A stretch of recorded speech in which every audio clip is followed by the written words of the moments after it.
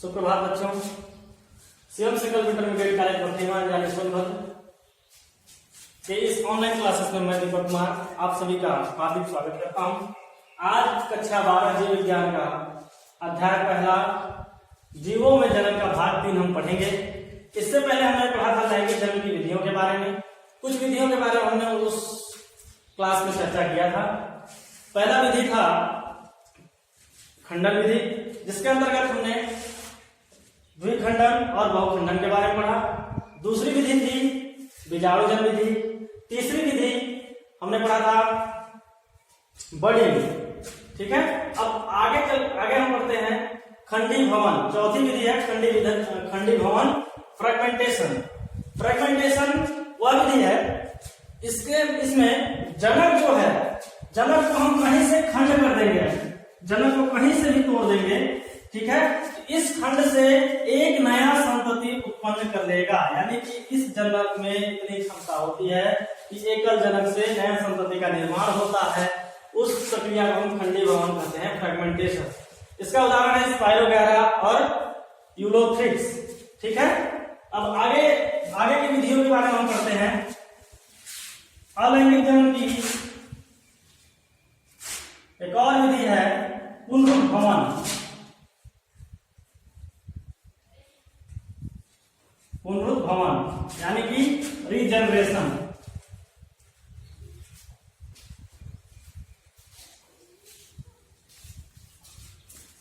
इस विधि के अनुसार हम ये देखते हैं कि जो जीव है उसके कोई भी अंग कहीं से कट जाता है तो वो क्या होता है, पुनः उस अंग का निर्माण कर लेता है। जैसे आपने देखा हुआ छिपकली का जो पूंछ कट जाता है तो पूंछ कटने के बाद नया पूंछ का जो निर्माण होता है वह पुनरुद्भवन प्रक्रिया के द्वारा ही होता है।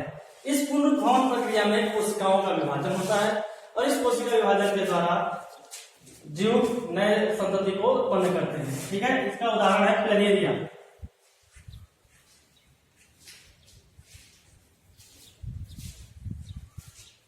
ठीक है, इसकी संरचना कुछ इस प्रकार से होती है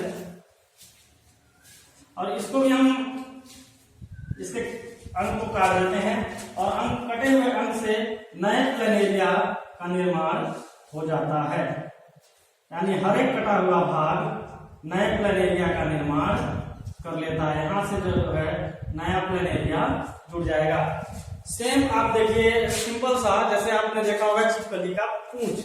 छिपकली का पूंछ जो होता है वो कट जाता है, एक बार कटने के बाद दूसरी छिपकली पूंछ वहीं पर नया पूंछ जम जाता है। वह होता है प्रक्रिया कौन सी है, पुनरुद्भवन। तो ये थी आपके अलैंगिक जन्म की विधियां। अब आगे हम पढ़ते हैं कायिक प्रजनन के बारे में या कायिक जन्म के बारे में। कायिक जन्म जो होता है, नेक्स्ट हमारा टॉपिक है कायिक जन्म। कायिक जन्म जो है या कायिक प्रजनन या कायिक प्रवर्धन, सब एक ही चीज है। कायिक प्रवर्धन, कायिक जन्म, कायिक प्रजनन। ठीक है, इसमें जो होता है कायिक मात्र अंग से पौधों में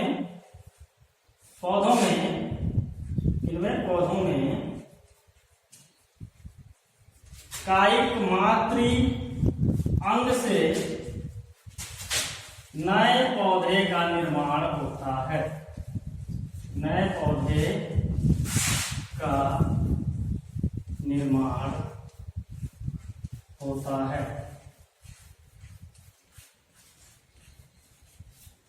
ठीक है, कायिक प्रवर्धन, कायिक जन्म सीधे कर सकते हैं कि पौधे में कायिक मात्र अंग से नए पौधे का निर्माण होता है। जैसे जड़ तना पत्ती, यानी पौधे के अंग से नए पौधे का निर्माण। जड़ तना पत्ती, इन अंगों से इत्यादि, इन अंगों से नए पौधे का निर्माण होना। यानी कि यह जड़ से एक नया पौधा बन जाना, तना से नए पौधे का निर्माण हो जाना, पत्ती से नए पौधे का निर्माण होना। यानी ये सभी अंगों से एक अगर नया पौधे का निर्माण हो रहा है तो उस जनन या उसको हम कायिक प्रवर्धन या कायिक जनन या कायिक प्रजनन कहते हैं। ठीक है, आगे हम पढ़ते हैं किस तरीके से, क्या उदाहरण है, कौन से पौधे ऐसे हैं जो जड़ से नए पौधे का निर्माण कर पौधे का निर्माण कर लेते हैं, पत्ती से नए पौधे का निर्माण कर लेते हैं। ठीक है, तो हम आगे बढ़ेंगे कायिक जनन के प्रकार के बारे में। कायिक जनन का प्रकार या कायिक प्रवर्धन का प्रकार। कायिक प्रवर्धन का प्रकार।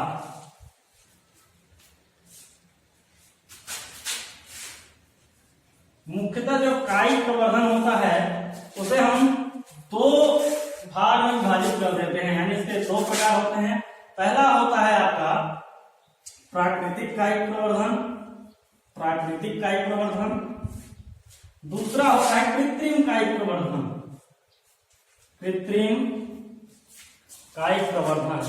ठीक है, प्राकृतिक कायिक प्रवर्धन और कृत्रिम कायिक प्रवर्धन। प्राकृतिक में पौधे अपने आप स्वतः ही जड़ तना पत्ती की सहायता से नए पौधे का निर्माण करते हैं, अपने आप, बिना किसी बाहरी बल लगाए हुए। ठीक है, जड़ तना पत्ती की सहायता से पौधे अपना नए पौधे का निर्माण करते हैं। ठीक है, इसमें कृत्रिम में दो विधियां होती हैं। एक होता है दाब लगाना,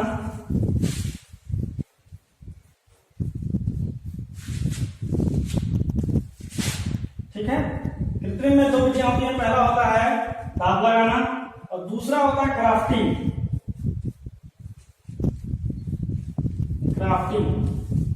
यानी कि इसी को हम हिंदी में कर सकते हैं कलम लगाना। ठीक है, दाब लगाना या कलम लगाना, ये दो विधियां होती हैं कृत्रिम में। पहले हम आते हैं प्राकृतिक कायिक प्रवर्धन के बारे में। जड़ तना पत्ती, यानी कि जड़ से कौन कौन से पौधे ऐसे हैं जो जड़ की सहायता से नए पौधे का निर्माण कर लेते हैं, कौन ऐसे पौधे हैं जो पत्ती की सहायता से नए पौधे का निर्माण कर लेते हैं, कौन ऐसे पौधे हैं जो तना के माध्यम से नए पौधे का निर्माण करते हैं। ठीक है, तो सबसे पहले हम तना करते हैं भूमिगत तना। जब बात करते हैं प्राकृतिक कायिक प्रवर्धन की, तो पहला हम टॉपिक लेते हैं भूमिगत तना। प्राकृतिक कायिक प्रवर्धन में हम सबसे पहला देखते हैं भूमिगत तना। भूमिगत तना के माध्यम से कौन कौन से ऐसे पौधे हैं जो तने के माध्यम से नए पौधे का निर्माण करते हैं, जैसे कि कंद, ट्यूबर। आलू देखे होंगे जब आप, तो आलू की आंख, जैसे हमने कहा कि आलू का कौन सा भाग खाया जाता है, तो सबके दिमाग में तुरंत आएगा कि नहीं, आलू तो जमीन के अंदर होता है तो उसका जड़ खाया जाता होगा। नहीं, आलू का कौन सा भाग खाया जाता है, भूमिगत तना खाया जाता है। ये जितने उदाहरण हम लिखे हैं यहाँ पर, इन सभी का भूमिगत तना खाया जाता है, चाहे आलू हो, चाहे अदरक हो, अरबी हो, प्याज हो, लहसुन हो, इन सभी का भूमिगत तना खाया जाता है। ठीक है, तो आलू जो कंद है या ट्यूबर, आलू की आंख, इनमें कायिक प्रवर्धन होता है। ठीक है, दूसरा प्रकंद, राइजोम, अदरक जब हम देखते हैं तो अदरक में इस तरीके से जड़ें निकल जाती हैं। ठीक है, इन्हें राइजोम कहते हैं, और यह राइजोम जो होते हैं प्रकंद, इन नए पौधे का निर्माण करते हैं। ठीक है, इनसे नए पौधे का निर्माण होता है। घनकंद, कॉर्न, यानी अरबी का भी जो अरबी होता है, इसके बीच से यहाँ से जो होता है घनकंद से निकल जाता है और यहीं से नए पौधे का निर्माण होता है। ठीक है, इस तरीके से अरबी का घनकंद होता है, कॉर्न। और नेक्स्ट वन इज शल्ककंद। अगला जो है वो है शल्ककंद। शल्ककंद यानी बल्ब, यानी प्याज जो हम देखते हैं, प्याज का जो भाग खाते हैं। ठीक है, यह भूमिगत तना होता है, लेकिन शल्ककंद के माध्यम से इनमें कायिक प्रवर्धन होता है। पूछा जा सकता है कि प्याज में कौन सा कायिक प्रवर्धन है, तो शल्ककंद। आलू में कौन सा कायिक प्रवर्धन है, तो कंद। अदरक में कौन सा कायिक प्रवर्धन है, तो प्रकंद। अरबी में कौन सा कायिक प्रवर्धन है, तो घनकंद। ठीक है, अब ये था उदाहरण भूमिगत तना का। आगे हम पढ़ेंगे जड़ के माध्यम से कौन कौन से कायिक प्रवर्धन होता है। जड़ आप देखे होंगे, केले का पेड़ देखे होंगे। केले का जो पेड़ है, अगर एक पौधा हम केले का लगाते हैं, ठीक है, एक पौधा अगर हम केले का लगा दिए हैं, या केले का पौधा हो गया, इस केले के पौधे ने जड़ से ही, यहीं से इसका मान लीजिए जड़ है, और इसी जड़ के माध्यम से ही नए केले के पौधे का निर्माण हो जाता है। ठीक है, बहुत सारे नए केले का पौधे का निर्माण होता है, यानी जड़ के माध्यम से। जड़ में उदाहरण लिखने में केला,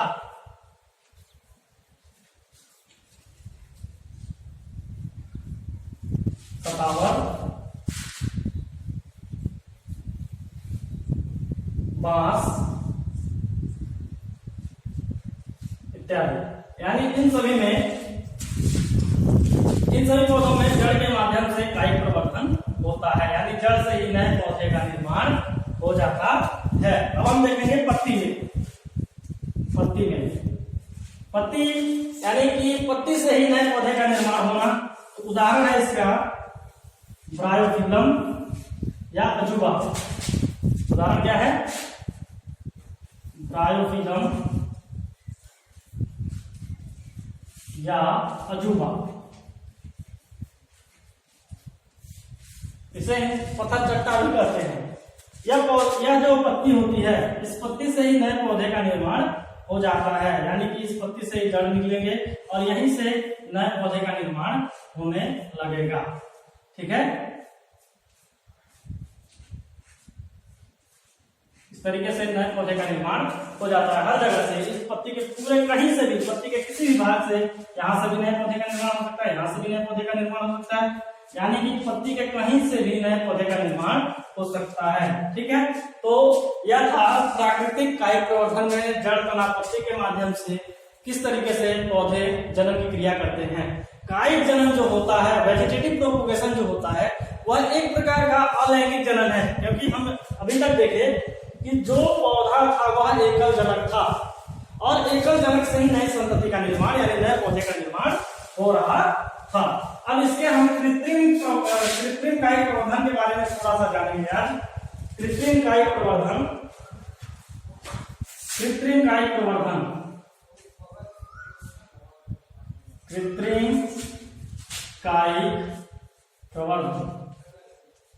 कायिक प्रवर्धन में हमने देखा था कि दो विधियां होती हैं।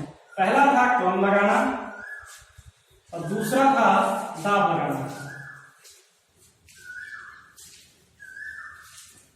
ठीक है, अब कलम